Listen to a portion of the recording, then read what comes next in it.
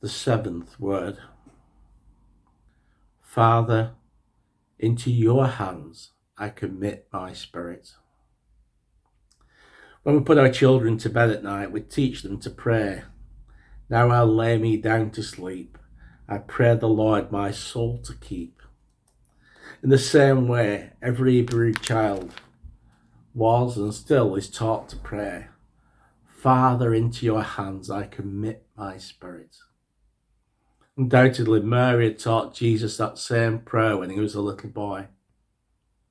And now that same son, grown to manhood, climaxing his ministry on the cross, says the words again. Jesus can find no better way to say farewell to life than with the words he learned at his mother's knee. Father, into your hands I commit my spirit. In his final moments of suffering, Jesus spoke not some great and lofty theological insight. He spoke not a word of obscure wisdom. In his final moments of suffering, Jesus spoke a childhood prayer, very likely the first prayer that he'd ever learned, one that had stayed with him throughout the years. Shadows have lengthened, the evening has come, the busy world is hushed, the fever of life is over, and his work is done. Father, into your hands I commit my spirit. Jesus was in the hands of men, sinful men, brutal men. But now he's going into the hands of God. Father, into your hands I commit my spirit. Notice the Father who had forsaken him no longer. Notice the Father who had cursed him has cursed him no longer.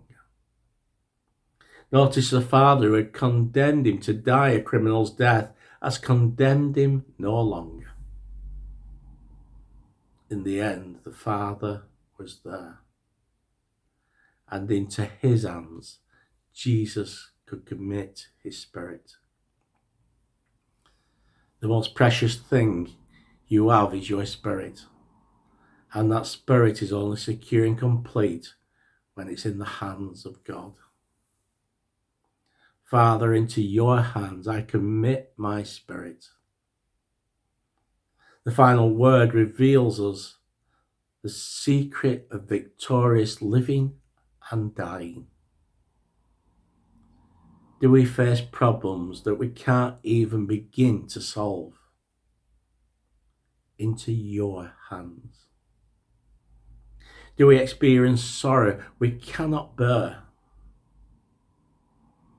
Into your hands.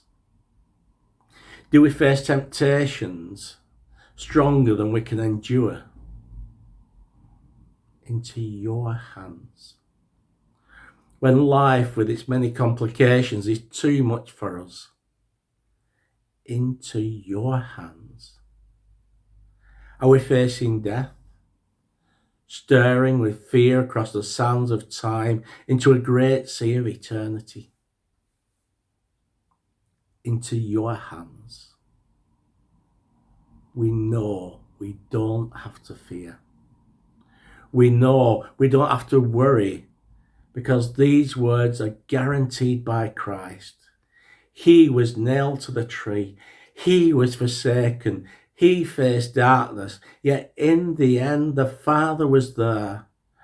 Father, into your hands I commit my spirit.